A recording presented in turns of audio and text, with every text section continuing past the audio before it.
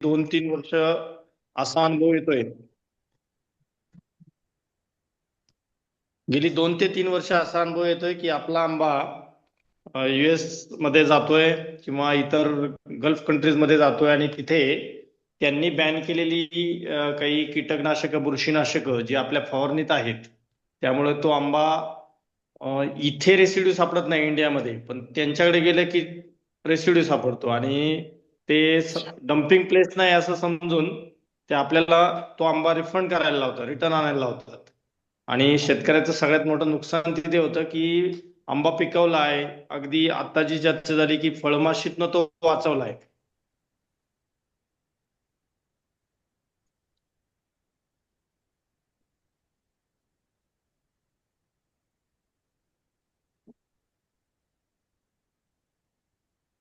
तुषार sir, तुमचा आवाज येत नाहीये. प्रूव्ह केलं द्राक्षामध्ये, आणि तीच टेक्नॉलॉजी आंबा उत्पादकांनी केशर आंब्यामध्ये वापरावी यासाठी आम्ही या 10 तंत्रज्ञानाची शिफारस एक NGO म्हणून करतोय. कृषी विद्यापीठाने त्यावर शोध निबंध रिसर्च पेपर्स पब्लिश करावेत. अधिकाऱ्यांनी यापूर्वी जे चांगलं काम झाले त्यामध्ये हे काम देखील समाविष्ट करून घ्यावे अशी विद्यापीठाच्या यंत्रणेला देखील आमची विनंती आहे. कारण हे काम द्राक्ष बागेत सिद्ध झाले. 2017 मध्ये द्राक्ष बागांमध्ये प्रॉब्लेम्स आले. कायटोसिन नावाचं बुरशीनाशक त्या ठिकाणी डिटेक्ट झालं आणि किंवा इतर जी कीटकनाशक आहेत ती डिटेक्ट झाली आणि एक्सपोर्टवर पण मर्यादा आल्या. तर ते काम दहाड्रम थेरी तंत्राने केलं. दहाड्रम थेरी तंत्रामध्ये आपण चा वापर करतो, इफेक्टिव्ह मायक्रोब्सचा, ज्यांच्या मदतीने आपल्याला रेसिड्यू फ्रीकडे जाता येतं. आणि द्राक्षामध्ये जसं शेवटच्या 70 दिवसामध्ये रेसिड्यू सापडणार नाही अशी केमिकल्स वापरावे लागतात, तसं द्राक्ष बरोबर आंब्यामध्ये देखील तेच नॉर्म्स, तेच क्रायटेरिया लावले जातात. तर माझी आंबा उत्पादकांना विनंती आहे, EM2 द्रावण जे आहे त्याचं आपण मल्टिप्लिकेशन करून त्याचा जास्तीत जास्त वापर फवारणीत करावा. त्याचप्रमाणे EMच्या सहाय्याने तयार केलेले दशपर्णी अर्क असतील, आलं मिरची लसूण अर्क असेल किंवा वेखंड मिरची लसूण अर्क असेल, ही कीटकनाशक, आणि त्याच बरोबरीने देशी केल्प असेल, फळार्क असेल, मासार्क असेल, ही टॉनिक्स आपण EMच्या सहाय्याने बनवावीत आणि त्याचा वापर आपल्या स्प्रे शेड्यूलमध्ये घ्यावा. त्याचप्रमाणे खेकडा अर्क, कायटोसिन जे आहे, खेकड्यामध्ये किटोसान आहे आणि हे कायटोसिन किटोसान जे काही नेम असेल ते आपल्याला खेकडा अर्कातनं उपलब्ध होते आणि याच्या सायंटिफिक लॅबमध्ये त्या ठिकाणी टेस्टिंग पण झालेले आहेत. दहाड्रम थेरी तंत्राचा वापर आपण करावा अशी माझी आपल्या सर्वांना विनंती आहे. धन्यवाद. Thank you sir. धन्यवाद तुषार सर. आपण आपला अनुभव आणि आंबा जे विशेषतः ज्यांना निर्यातीसाठी आंबा उत्पादन घ्यायचं आहे त्यांच्याकरता आपल्या सूचना निश्चितच लाभदायक ठरतील. धन्यवाद.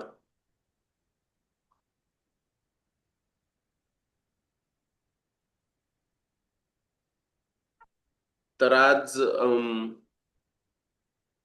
महात्मा फुले कृषी विद्यापीठ राहुरी अंतर्गत पुणे कृषी महाविद्यालयाच्या विभागीय विस्तार केंद्राच्या वतीने कृषी विद्यापीठ आपले दारी तंत्रज्ञान गंगा घरोघरी हा जो उपक्रम आम्ही राबवतो त्यामध्ये आम्ही शेतकऱ्यांना जे वेळोवेळी प्रश्न येतात, हंगामनिहाय पीक वाढीच्या विविध अवस्थांनुसार ज्या समस्या जाणवतात त्याचं निराकरण करण्यासाठी आम्ही विचारा तुम्ही सांगतो आम्ही नावाची व्याख्यानमाला चालवतो, ज्यामध्ये त्या पिकामध्ये काम केलेले विद्यापीठातील तज्ञ शास्त्रज्ञ उपस्थित राहून शेतकऱ्यांच्या समस्यांबद्दल मार्गदर्शन करतात. या विचारा तुम्ही सांगतो आम्ही मालिकेतील आजचा 24वा भाग. यामध्ये आपल्याला आज आंबा मोहराचं संरक्षण हा सध्या जो विषय ऐरणीवर सर्व आंबा बागायतदारांच्या बद्दल आलेला आहे, याबद्दल विभागीय विस्तार केंद्रातील पीक संरक्षण तज्ञ डॉक्टर विकास भालेराव सर यांनी उपस्थित राहून आंबा पिकाच्या मोहरावर येणारे जे विविध रोग आहेत ज्याच्यामुळे फार मोठ्या प्रमाणावर शेतकऱ्यांचं नुकसान होऊ शकतं, त्यामध्ये बुरी आहे, करपा आहे, त्याचप्रमाणे वेगवेगळ्या रस शोषणाऱ्या किडी आहेत, फुलकिडे, तुडतिडे, मिजमाशी आणि एवढंच नाही तर त्यानंतर ज्या सेकंडरी इन्फेस्टेशन्स आपण म्हणतो, म्हणजे कॅपनोडियम बुरशी असेल, सुटी मोल्ड, ह्याच्यामुळे सुद्धा काय नुकसान होऊ शकतं आणि ते कशा पद्धतीने आपल्याला त्याचं नियंत्रण करणं, टाळणं, नियंत्रण करणं शक्य आहे याबद्दल अतिशय सविस्तर असं मार्गदर्शन केलं. त्याबद्दल ते माझे मित्रही आहेत, सहकारी आहेत, परंतु आज त्यांचं या प्रसंगी मी औपचारिक आभार व्यक्त करतो की सर, अतिशय साध्या आणि सोप्या पद्धतीने आपण उपस्थित सर्व शेतकरी बांधवांना मार्गदर्शन केलं आंबा मोहराच्या संरक्षण या विषयाबद्दल. आपलं विभागीय विस्तार केंद्र कृषी महाविद्यालय पुणे यांच्या वतीने मी मनपूर्वक धन्यवाद देतो. हा जो उपक्रम आहे याला आम्हाला प्रामुख्याने पाठबळ लाभतं ते म्हणजे आमच्या महात्मा फुले कृषी विद्यापीठाचे कुलगुरू सन्माननीय डॉक्टर विलास खर्चे सर. तर मी आमच्या विद्यापीठाच्या कुलगुरू महोदयांचं देखील इथं मनापासून आभार ऋण व्यक्त करतो. आमच्या महात्मा फुले कृषी विद्यापीठाचे संचालक संशोधन डॉक्टर विठ्ठल शिर्के सर, त्याचप्रमाणे अधिष्ठाता कृषी डॉक्टर साताप्पा खरबडे सर आणि हे जे विविध विस्तार उपक्रम ज्यांच्या अधीनस्थ राबवले जातात ते विद्यापीठाचे संचालक विस्तार शिक्षण डॉक्टर गोरक्ष ससाणे सर यांचं देखील मी या प्रसंगी मनापासून आभार व्यक्त करतो, धन्यवाद देतो. आमच्या पुणे कृषी महाविद्यालयाचे सहयोगी अधिष्ठाता डॉक्टर महानंद माने सर नेहमीच आमच्या या उपक्रमाच्या पाठीशी असतात. सरांच्या पाठिंब्याशिवाय हा उपक्रम घेणं कठीण आहे. मी सरांचं देखील डॉक्टर महानंद माने सर, सहयोगी अधिष्ठाता कृषी महाविद्यालय पुणे यांचं या प्रसंगी मनापासून धन्यवाद देतो. त्याचप्रमाणे या उपक्रमामध्ये आमच्या बरोबर महाराष्ट्र शासनाचा कृषी विभाग देखील हिरिरीने सहभागी असतो, ज्यांच्या मदतीने आम्हाला शेतकऱ्यांपर्यंत पोहोचणं शक्य होतं. मी कृषी विभाग महाराष्ट्र शासनाचं देखील इथं मनापासून आभार व्यक्त करतो. इथून पुढच्या कार्यक्रमांना देखील त्यांचं असंच सहकार्य लाभेल ही आम्हाला खात्री आहे.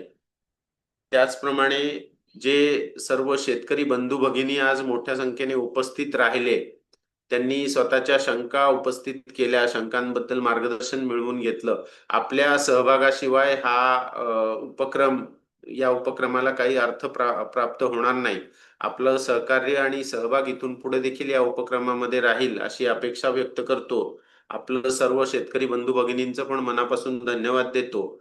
आणि ह्या कार्यक्रमाच्या आयोजनामध्ये आमची जी विभागीय विस्तार केंद्राची टीम आहे त्यामध्ये विस्तार कृषी विद्यावेत्ता डॉक्टर सोमनाथ माने सर आहेत, ते देशी गाय संशोधन प्रशिक्षण केंद्राचे प्रमुख शास्त्रज्ञ देखील आहेत. सरांचं देखील अनेक सध्या जे विषय महत्वाचे आहेत त्याबद्दल कार्यक्रम घेण्याबद्दल सरांचा आग्रह असतो. त्याचप्रमाणे विविध तज्ञ व्याख्याते मिळवून देण्यासाठी सुद्धा सर प्रयत्नशील असतात.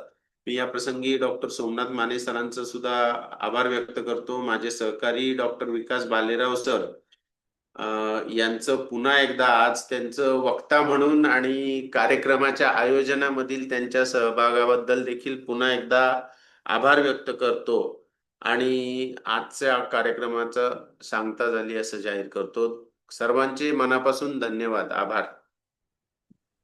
धन्यवाद.